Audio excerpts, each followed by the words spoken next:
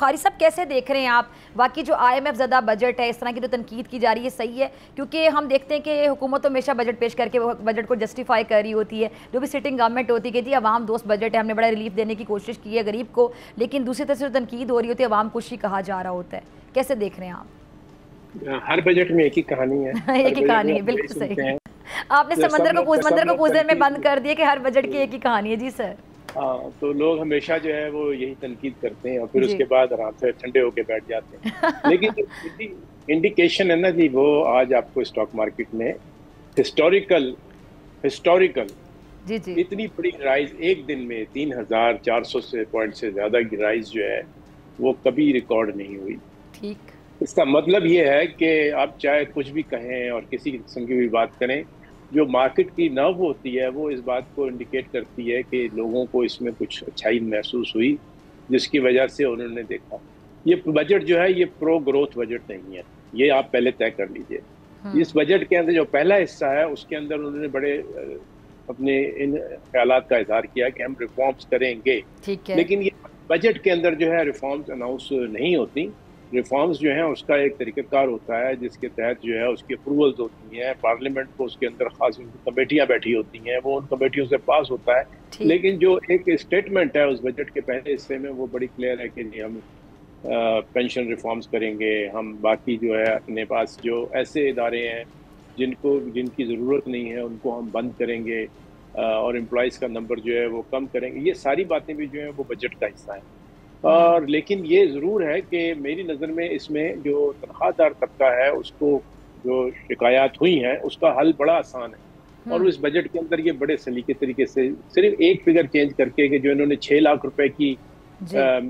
Minimum हद मुकर्रर की हुई है टैक्स की इनकम के लिए कि जी उसके ऊपर टैक्स लगेगा, उसको अगर ये बढ़ा के 9 लाख कर देते तो कम से कम वो तबका जो कि ज्यादा अफेक्टेड होता है वो पूरा का पूरा तबका जो है वो इस आ जाता है।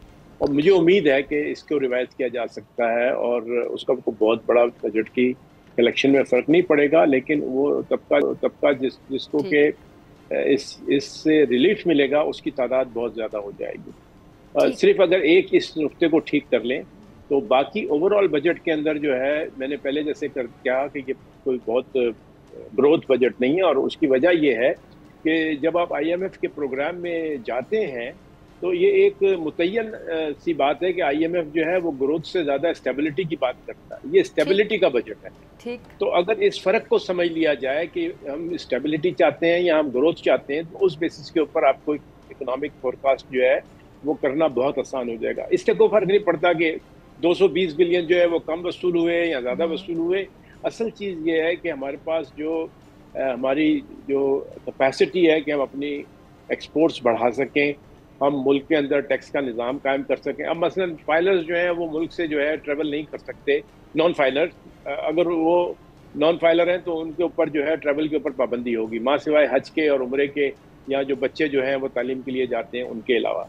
तो ये एक रेवोल्यूशन है, इसको आप समझने की कोशिश करें अगर, तो ये एक रेवोल्यूशन है कि अगर आपने एक पूरी फैमिली जो है वो दुबई जाती है और हज़ारों डॉलर वहाँ पे खर्च करके आती है और यहाँ पर उनके पास कोई फाइलिंग करना कोई निज़ाम नहीं है और किसी को उनकी इनकम का जो है अंदाज़ा नहीं है, क्या वो अपने लल्ले तल्ले कर सकते हैं? नहीं कर सकते। तो इस तरह बहुत सारे और शोबों में भी जहाँ पर के फाइलर और नॉन फाइलर का डिफरेंस जो है वो किया गया है। इसमें एक चीज़ ये भी समझने की ज़रूरत है, इसमें इनडायरेक्टली उन्होंने पूरे एग्रीकल्चर सेक्टर को भी शामिल कर लिया है। वो सारे ज़मींदार भी जो जाते हैं अगर बाहर और वहाँ उनके खर्चे होते हैं तो वो उनको पहले फाइलर बनना पड़ेगा, उसके बाद वो जाएं। ठीक है, अपनी एग्रीकल्चर इनकम दिखाएं कि ये टैक्स फ्री इनकम है, लेकिन कम से कम उनके पास एक जवाज़ होगा कि वो इसको अपनी पूरी आमदन को जो है वो जाहिर कर सकेंगे कि अगर एग्रीकल्चर इनकम है भी तो वो अपनी एग्रीकल्चर इनकम को दिखा सकें। तो ये एक टैक्सेशन की नेट को बढ़ाने की कोशिश है और ये मेरा ख्याल है कि पहली दफ़ा संजीदा कोशिश है। जो मैंने आपसे एक मिसाल दी है कि ये जो ट्रैवल जैसी चीज़ के ऊपर पाबंदी लगा, इसी तरह से ये बढ़ती चली जाएगी और कई चीज़ों के अंदर आपको जो है ये अब एहसास होगा कि नॉन फाइलर्स के लिए जो है वो मुश्किलात बढ़ाई जाएंगी।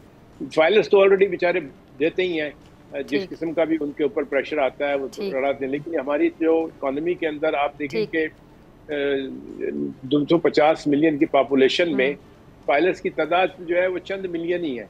ठीक तो है। इतनी बड़ी तादाद में लोग नॉन फाइलर्स हैं, उनको नेट में लाएंगे तो हमारे पास जो है वो टैक्स में बढ़ोतरी होगी। ठीक है जी। दूसरा, इसमें एक चीज जो मैंने मिसिंग महसूस की है हम्म। वो ये कि जो हमारा सेल्स टैक्स का निज़ाम है उसमें बहुत बड़ी गुंजाइश है कि हम उसको इम्प्रूव कर सकें, लेकिन उसके सिलसिले में जो है डिजिटाइजेशन की ज़रूरत है। और इन्होंने उम्मीद तो जाहिर की है कि हम डिजिटाइजेशन के ज़रिए जो है रिकवरी करेंगे सेल्स टैक्स की, लेकिन उसका निज़ाम और उसका तरीक़ाकार उसको अभी डिफ़ाइन नहीं किया, जो कि एक बहुत बड़ा ठीक है। एक गैप नज़र आता है। सब्सक्राइब करें और बेल दबाएं ताकि कोई खबर रह न जाए।